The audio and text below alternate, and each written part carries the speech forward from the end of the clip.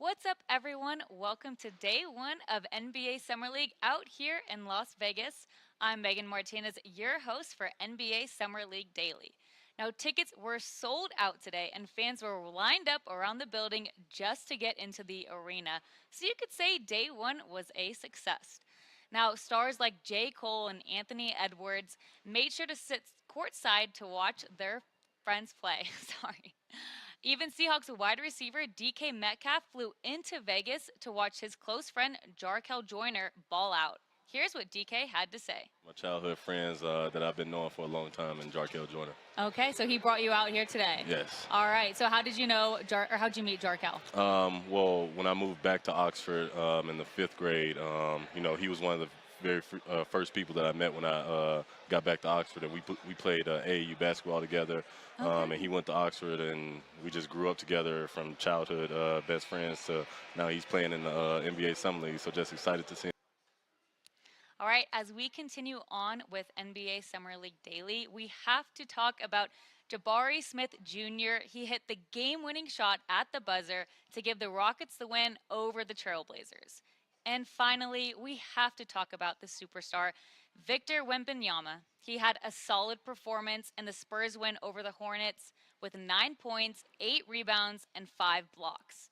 Speaking of Wemby, NBA Summer League analyst Andrew Crooks spoke with Victor's trainer, Tim Martin, about what sets him apart from the crowd. We had to have you on. It's the big debut tonight. Let's start there. The line was wrapped around the building at 11 a.m. this morning. That's 8 hours before you guys play. Yeah. How excited are you guys, you specifically, for tonight and what it means for Victor moving forward? Man, to be honest, it's kind of like deja vu. This time, I think it was, last October when he came out here with his team from France with Metro 92 and played against Scoot Henderson in that big showcase game. I wanted to get into the mentality a little bit. I know that there's big rumors, the big stories around Victor. At age 12, he decided, I'm going to be an NBA superstar. Yeah. And he's going to do exactly that. What is the cerebral part of the game that we don't get to see as the consumer sometimes? Man, Victor's one of the smartest people I know. You take basketball away, he's extremely intelligent. And, we always talk a lot about chess, thinking, 2 or 3 steps ahead before the actual play happens. And so his overall acumen in terms of his approach, he's very prepared, well prepared. He watches a lot of film, asks a lot of questions.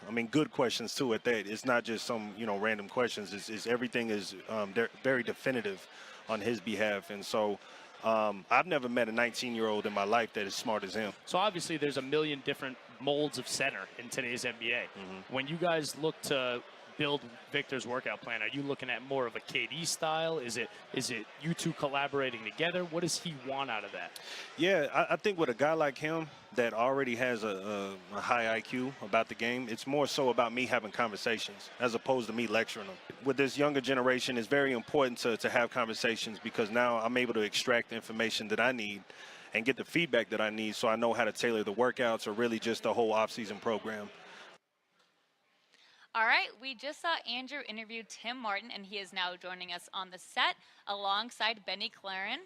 Welcome to the show, Andrew and Benny. How we doing, Megan? What's Feeling going on? great. Feeling good. How about you guys? What a Feeling great great. first day of Summer League, huh? We're Yeah. just getting started here, and we got all the stars out. Like you said, I got to see my boy Anthony Edwards. The Okay. Timberwolves won. It was a great start.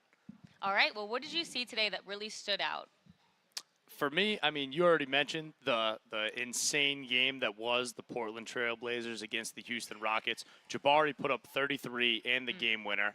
What a pass. It was Kareem Abdul-Jabbar himself on the sideline good. with the hook shot, right? The catch and But shoot, too, was like this. the other part of the game that goes unnoticed, Scoot Henderson came out in the first half and went 15, 6, and 5. Shaden Sharp, 21 and 7. Maybe Dame is a little too quick to run away. I would hesitate a little bit after watching the two stars today. And then Amen Thompson.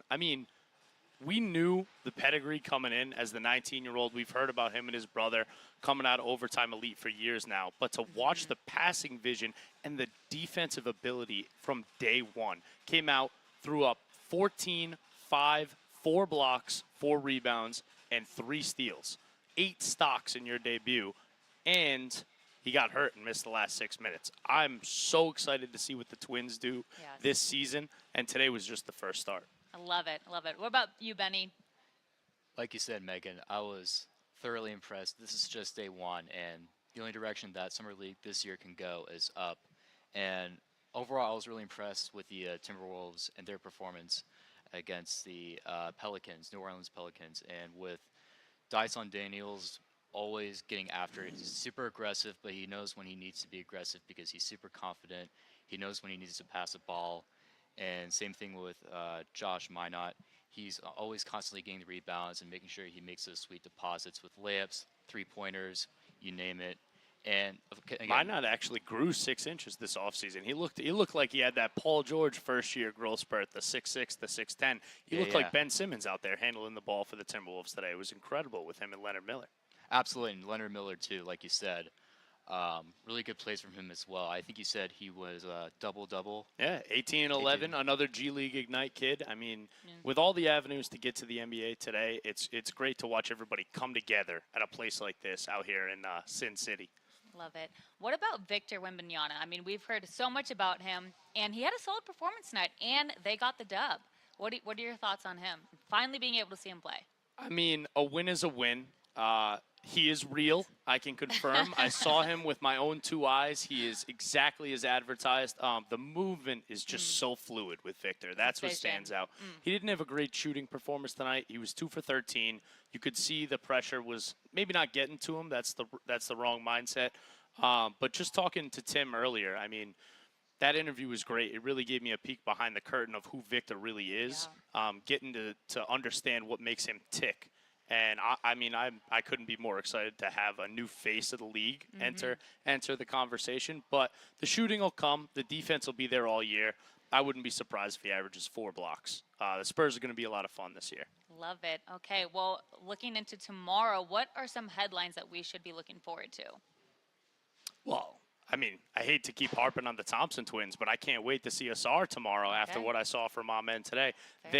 Him and the Pistons are going to take on the Magic, and that's my highlight game of tomorrow. We get to watch the duo of Jet Howard and Anthony Black debut. I'm a big, big Anthony Black fan. Nobody gets after it on the defensive end like he does in this draft. Former football player, high football recruit, gave the game up to play basketball because he liked it more. And that type of grit, that type of attitude is what I'm excited about. And I think Orlando is going to make the playoffs this year. I'll come out and declare that right now, day one of Summer League. Hot take. Wow. Okay, love it. What Team about to you? watch. That's great. What about you, Benny? Any top headlines you're looking at tomorrow?